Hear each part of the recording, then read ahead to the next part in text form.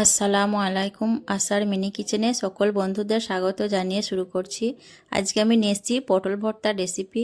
পটল তো আমরা বিভিন্নভাবে রান্না করে খেয়ে থাকি, একবার এইভাবে পটলের ভর্তাটা বানিয়ে দেখতে পারেন। এতটাই মজার হয় পটল ভর্তার এই রেসিপিটি। একবার খেলে কিন্তু এর স্বাদ ভুলতে পারবেন না। একবার খেলে আবারও খেতে চাইবেন। আর এর স্বাদ কিন্তু 2-3 দিন মুখে লেগে থাকবে, এতটাই মজার হয় পটল ভর্তার এই রেসিপিটি। তো চলুন আজকের এই পটল ভর্তার রেসিপিটি দেখে নেওয়া যাক। আর যারা নতুন বন্ধু আমার ভিডিওটি দেখছেন, ভালো লেগে থাকলে অবশ্যই আমার চ্যানেলটিকে সাবস্ক্রাইব করে আমার পাশে থাকবেন। পটলের ভর্তা বানানোর জন্য দেখুন এখানে আমি 500 গ্রাম পটল নিয়েছি। আর পটলগুলোকে আমি প্রথমেই ছিলে নেব। তার জন্য দেখুন এখানে আমি একটা ছুরি নিয়ে নিয়েছি। ছুরির সাহায্যে আমি পটলগুলোকে ছিলে নেব। পটলের যে উপরের আঁশের মতো অংশটা আছে, সেই অংশটাকে দেখুন আমি ছুরি দিয়ে এইভাবে করে ছিলে নিচ্ছি। এই কাজটা আপনারা চাইলে বটি বা ছুরি দিয়ে যে কোনোভাবে নিজেদের সুবিধা মতো কাজটা করে নিতে পারবেন। তো দেখুন পটলের খোসাটাকে আমি এইভাবে পাতলা আঁশটাকে ছাড়িয়ে নিচ্ছি। এইভাবে করে সবগুলো পটলের আঁশ আমি ছাড়িয়ে নেব।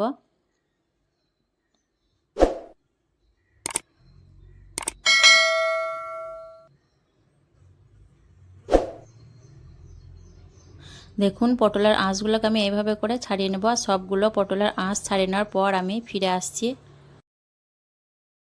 সবগুলো পটলের আঁশ আমি দেখুন বেশ ভালোভাবে ছাড়িয়ে নিয়েছি। দিয়ে পটলগুলোকে খুব ভালোভাবে আমি ধুয়ে পরিষ্কার করে নিয়েছি, কারণ পটলগুলো কাটার পর আর আমি ধোবো না, তার জন্য গোটা অবস্থাতেই পটলগুলোকে খুব ভালোভাবে ধুয়ে নিয়েছি। তারপর দেখুন পটলগুলোকে আমি কেটে নিচ্ছি। প্রথমে পটলের দুমুখ কেটে বাদ দিয়ে দিচ্ছি। তারপর আমি পটলটা মাঝ বরাবর কেটে নিচ্ছি। দেখুন মাঝ বরাবর কেটে নেওয়ার পর আমি আবারও মাঝে মাঝে আর এক ফালি করে দিলাম। এইভাবে করে দেখুন লম্বা আর সরু করে পটলটাকে কেটে নিলাম।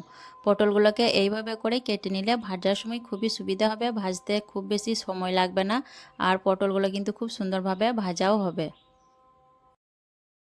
সবগুলো পটলকেই আমি একইভাবে কেটে নেব। আপনারাও কিন্তু এইভাবে পটলটা কেটে নেবেন, তাহলে দেখবেন ভাজতে সুবিধা হবে। সবগুলো পটল আমি একইভাবে কেটে নেব। আর পটলের যে বীজগুলো আছে সেগুলো কিন্তু ফেলার কোনো প্রয়োজন নেই, যেহেতু আমরা ভর্তা বানাবো। পটলটা থাকলে কোনো অসুবিধা নেই, তার জন্য আমি বীজগুলো বাদ দিচ্ছি না। বীজ সহ আমি ভর্তাটা বানাবো। আর পটলগুলোকে এইভাবে কাটলে ভাজতে সুবিধা হবে আর ভর্তাটা খেতেও ভালো লাগবে। আর পটলের ভিতরটা দেখুন হালকা পাকা টাইপের হলদে হলদে ভাব আছে। এইরকম দেখে পটলটা নিলে ভর্তাটা খুব বেশি মজার হয় ভর্তা বানানোর পর। তো সবগুলো পটল দেখুন আমি একইভাবে কেটে নিয়েছি। এরপর আর পটলগুলোকে আমি ধোবো না, খোসা ছাড়ানোর পর ভালোভাবে ধুয়ে নিয়েছি। এখন আমি পটলগুলোকে একটা বড় বাটির মধ্যে নিয়ে নিচ্ছি। পটলগুলোকে বাটির মধ্যে নেওয়ার পর এখন আমি এর মধ্যে দিয়ে দিচ্ছি হাফ চামচ নুন আর দিয়ে দিচ্ছি হাফ চামচ হলুদের গুঁড়ো। দিয়ে আমি বেশ ভালোভাবে নুন আর হলুদটাকে পটলের মধ্যে মিশিয়ে নেব, এইভাবে ঝাঁকিয়ে ঝাঁকিয়ে। তাহলে নুন হলুদটা বেশ ভালোভাবে পটলের মধ্যে মিশে যাবে। পটলটা বেশ ভালোভাবে এইভাবে মিশিয়ে নেওয়ার পর আমি ঢাকনা দিয়ে 10 মিনিটের মতো রেস্টে রেখে দেব। তাহলে নুন হলুদটা পটলের মধ্যে বেশ ভালোভাবে মিশে যাবে। 10 মিনিট পর আমি গ্যাস অন করে কড়াই বসিয়ে দিলাম রান্নার জন্য। এখন দিয়ে দিচ্ছি পরিমাণ মতো সর্ষের তেল পটলটা ভাজার জন্য। তেল দেওয়ার পর বেশ ভালো করে তেলটাকে গরম করে নিয়েছি। তারপর আমি এর মধ্যে দিয়ে দিচ্ছি আগে থেকে মাখিয়ে রাখা পটলগুলো। আর সবগুলো পটল আমি এখানে দিইনি, অর্ধেকগুলো পটল দিয়েছি। অল্প অল্প করে দিয়ে পটলটাকে আমি ভেজে নেব, তাহলে খুব সুন্দরভাবে প্রত্যেকটা পটল ভাজা হবে। এখন আমি মিডিয়াম ফ্লেমে দেখুন হালকা করে নাড়াচাড়া করে নিয়ে মাঝে মধ্যে নাড়াচাড়া করতে থাকবো আর মিডিয়াম ফ্লেমে পটলটাকে ভেজে নেব। তাহলে খুব সুন্দরভাবে পটলটা ভাজা হবে। প্রত্যেকটা পটলই কিন্তু ভালোভাবে সেদ্ধও হবে আর ভালোভাবে ভাজা হবে। আর পটলগুলোকে কিন্তু অবশ্যই সরষের তেলেই ভেজে নেবেন, তাহলে খুব বেশি স্বাদ হবে। আর পটলগুলোকে এইভাবে কেটে নেওয়ার ফলে ভাজতে খুব বেশি সময় লাগবে না, তাড়াতাড়ি ভাজা হয়ে যাবে আর খুব সুন্দরভাবে সেদ্ধও হয়ে যাবে পটলগুলো। মাত্র 5 থেকে 6 মিনিটের মতো ভেজে নিলেই পটলগুলো খুব সুন্দরভাবে ভাজা হয়ে যাবে। 5-6 মিনিট পর দেখুন পটলগুলো কিন্তু খুব সুন্দরভাবে আমার ভাজা হয়ে গেছে, সুন্দর একটা কালার চলে এসেছে পটলের মধ্যে। এখন আমি পটলগুলোকে তেল থেকে তুলে নেব। তার জন্য দেখুন একটা আমি ঝাঁঝরা নিয়ে নিয়েছি পটলগুলো তোলার জন্য, এতে করে তেলটা ভালোভাবে ঝরানো হবে। তার জন্য আমি ঝাঁঝরা দিয়ে পটলগুলোকে তুলে নিচ্ছি। দিয়ে আমি পটলের মধ্যে তেলটাকে বেশ ভালোভাবে ঝরিয়ে নেব ঝাঁঝরার সাহায্যে। দেখুন এইভাবে করে তেলটাকে ভালোভাবে ঝরিয়ে নিয়ে তারপর আমি পটলগুলোকে একটা প্লেটের মধ্যে তুলে নিচ্ছি। দিয়ে আবারও এক ব্যাচ পটল আমি দিয়ে দিলাম ভাজার জন্য। এই পটলগুলোকেও আমি একইভাবে নাড়াচাড়া করে নিয়ে ভেজে নেব। 4-5 মিনিটের মতো ভেজে নিলেই হয়ে যাবে।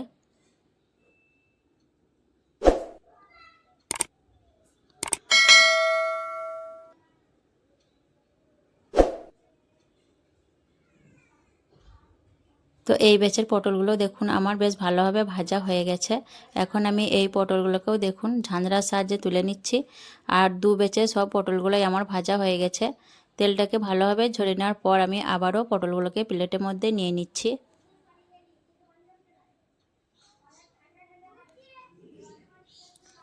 তারপর আমি এই তেলের মধ্যে দিয়ে দিচ্ছি 2টো শুকনো লঙ্কা আর দিয়ে দিচ্ছি 10-12 কোয়া রসুন। দিয়ে বেশ ভালোভাবে আমি নাড়াচাড়া করে লঙ্কা আর রসুনটাকে ভেজে নেব। ব্রাউন কালার করে রসুনটাকে ভেজে নিতে হবে, তাহলে খেতে খুবই ভালো লাগবে। লঙ্কা আর রসুন দেখুন বেশ ভালোভাবে আমি ভেজে নিয়েছি। সুন্দর একটা কালার চলে এসছে লঙ্কা আর রসুনের মধ্যে। এখন তেল থেকে আমি ঝাঁঝরা দিয়ে তুলে নিলাম। দিয়ে প্লেটের মধ্যে আমি লঙ্কা আর রসুনটাকে নিয়ে নিচ্ছি। তারপর আমি লঙ্কা আর রসুনটাকে একটু ঠান্ডা করে নেব, তারপর ভর্তাটা বানিয়ে নেব। লঙ্কা আর রসুনটা ঠান্ডা করানোর পর আমি বড় বাটির মধ্যে নিয়ে নিয়েছি ভর্তা বানানোর জন্য। দিয়ে দিলাম খুব অল্প পরিমাণ নুন। দিয়ে আমি লঙ্কাটাকে বেশ ভালো করে গুঁড়ো করে নেব। আর নুনটা একটু বুঝেই দিতে হবে, যেহেতু পটল ভাজার সময় আমি নুন দিয়েছিলাম, তার জন্য নুনটা প্রথমে একটু কম করেই দিতে হবে, পরে লাগলে আবার দেওয়া যাবে। লঙ্কাটাকে গুঁড়ো করে নেওয়ার পর আমি রসুনটাকে দেখুন ম্যাশ করে নিচ্ছি বেশ ভালো করে। লঙ্কা আর রসুন বেশ ভালো করে ম্যাশ করানোর পর এখন আমি এর মধ্যে দিয়ে দেব কাঁচা লঙ্কা। দেখুন আমি 4-5টা কাঁচা পাকা মিলিয়ে কাঁচা লঙ্কা চিড়ি করে দিয়ে দিলাম। আর দিয়ে দিচ্ছি 2টো মিডিয়াম সাইজের পেঁয়াজ কুচি। আর দিয়ে দিচ্ছি 4 চামচে 2 চামচের মতো কাঁচা সর্ষের তেল। আর দিয়ে দিচ্ছি সামান্য বিট লবণ। দিয়ে বেশ ভালোভাবে আমি পেঁয়াজটাকে মেখে নেব লঙ্কার সঙ্গে। আর পেঁয়াজটা যত ভালোভাবে চটকে মেখে নেবেন, ভর্তার টেস্টটা কিন্তু ততই ভালো হবে। এইভাবে করে দেখুন হাত দিয়ে প্রেস করে করে আমি খুব ভালোভাবে পেঁয়াজটাকে মেখে নিচ্ছি। পেঁয়াজ খুব ভালোভাবে মেখে নেওয়ার পর আমি এক সাইডে করে দিলাম। দিয়ে ভেজে রাখা পটলগুলোকে নিয়ে নিচ্ছি। ভেজে রাখা পটল নেওয়ার পর আমি পটলের যে তেলটা আছে প্লেটের মধ্যে, সেই তেলটাকেও দেখুন নিয়ে নিচ্ছি। তারপর আমি পটলগুলোকে বেশ ভালোভাবে একটু ম্যাশ করে নেব। আর পটলটা বেশ ভালোভাবে সেদ্ধ হলে খুব সুন্দরভাবেই কিন্তু পটলটা ম্যাশ হয়ে যাবে। আর পটলগুলো যেহেতু আমি সরু সরু করে কেটে নিয়েছিলাম ভাজার জন্য, তার জন্য বেশ ভালোভাবে ভাজাও হয়েছে আর সুন্দরভাবে পটলটা সেদ্ধ হয়ে গেছে। দেখুন বেশ ভালোভাবে ম্যাশ করা হয়ে যাচ্ছে পটলগুলো। আর এইভাবে করে পটল ভর্তাটা যারা খাননি তাদেরকে রিকোয়েস্ট করব অবশ্যই একবার বাড়িতে এইভাবে পটল ভর্তাটা বানিয়ে খাওয়ার জন্য। দুর্দান্ত স্বাদের হয় পটল ভর্তার এই রেসিপিটি। একবার খেলে কিন্তু এর স্বাদ কিছুতেই ভুলতে পারবেন না। এতটাই মজার হয় পটলের এই ভর্তাটা, গরম ভাতের সাথে খেতে কিন্তু দুর্দান্ত লাগে। দিয়ে আবারও দেখুন আমি পটলটাকে ম্যাশ করানোর পর পেঁয়াজের সঙ্গে বেশ ভালোভাবে আবারও মাখিয়ে নিচ্ছি। এইভাবে করে বেশ ভালো করে ভর্তাটাকে মেখে নিতে হবে। ভর্তাটা দেখুন বেশ ভালোভাবে মাখিয়ে নিলাম। তারপর আমি এর মধ্যে দিয়ে দেবো কিছুটা পাতিলেবুর রস। তার জন্য দেখুন বেশ কিছুটা লেবু আমি কেটে নিয়েছি। দিয়ে রসটাকে বেশ ভালোভাবে চিপে ভর্তার মধ্যে দিয়ে দিচ্ছি। আর এখানে বাড়িতে যদি ধনেপাতা থাকে তাহলে আপনারা একটু ধনেপাতা কুচিও দিতে পারেন। আমার কাছে নেই, তার জন্য দিলাম না, শুধুমাত্র পাতিলেবুর রসটাই দিলাম। দিয়ে বেশ ভালোভাবে একটু মাখিয়ে নেব, যাতে লেবুর রসটা ভর্তার মধ্যে ভালোভাবে মিশে যায়। ভালোভাবে মাখিয়ে নেওয়ার পর আমি আপনাদের পরিবেশন করে দেখিয়ে দিচ্ছি দেখুন। আর যারা এইভাবে করে পটলের ভর্তাটা খাননি অবশ্যই রিকোয়েস্ট করব একবার এইভাবে বাড়িতে বানিয়ে খাওয়ার জন্য। দারুণ স্বাদের হয় কিন্তু খেতে দুর্দান্ত লাগে, গরম ভাতের সাথে এতটাই মজার হয় পটল ভর্তার এই রেসিপিটি। আর কেমন লেগেছে অবশ্যই কমেন্টে জানাবেন। ভালো লাগলে লাইক করবেন, শেয়ার করবেন আর আমার চ্যানেলটিকে সাবস্ক্রাইব করে আমার পাশে থাকবেন। আসবো আবারও অন্য কোনো রেসিপি নিয়ে। সকলে ভালো থাকবেন, সুস্থ থাকবেন। আল্লাহ হাফেজ।